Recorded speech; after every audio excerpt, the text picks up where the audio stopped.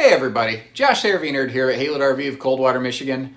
And be warned, today's message, it's a little bit of a bummer. I don't even like what I'm about to share, but I don't always like what I share. It just has to be true. It doesn't have to be what I like.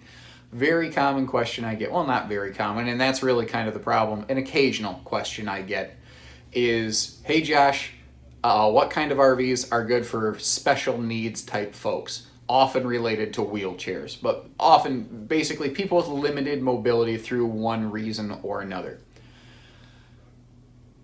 And what sucks is this is not a business that really caters to those who are not of able body.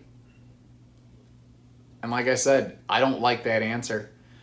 The hard part about this business, this industry, is that it is a business and that manufacturers have to slant themselves toward the things that sell most frequently. And unfortunately, RVs that are things like wheelchair accessible, they are not called for commonly enough for a manufacturer to dedicate build time to them. Like I said, sucks, but that is the hard truth of the answer. So what can you do? Well, the quickest, most obvious workaround is usually something like an open concept toy hauler, meaning you've got a big wide ramp door that opens right into the living space in the back. That's one of the easiest ways to get somebody with something like a wheelchair into an RV. However, that usually still presents problems for things like bathroom and bedroom doors, which are typically not wide enough to accept a chair, nor can they always be modified to fit it. And that's another thing.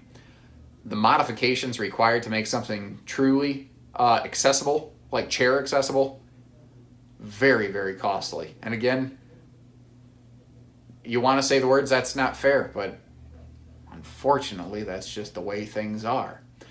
I mean, you can tell just from the way that I'm saying this, guys. Like, normally I'm a lot happier and more excited than this, but this is just kind of one of those things that I feel I kind of need to address. I think it's going to help some folks.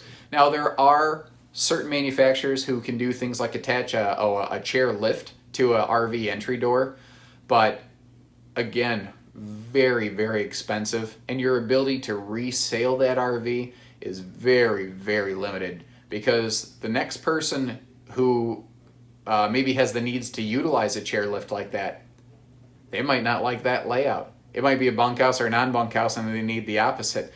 So the ability to resale one of those is very, very tricky and low. And you spend extra money to make it accessible, and then really you have to take probably a punch in the teeth to offload the thing. It just kind of, it is what it is. I don't normally say this, but it's just one of those things that doesn't seem to work very well with the RV industry. Hopefully next week I've got something a little more upbeat and useful for you.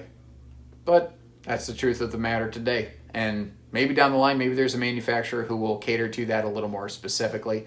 I've yet to really meet one. So with that, take care, stay safe, have fun, and happy camping, everyone.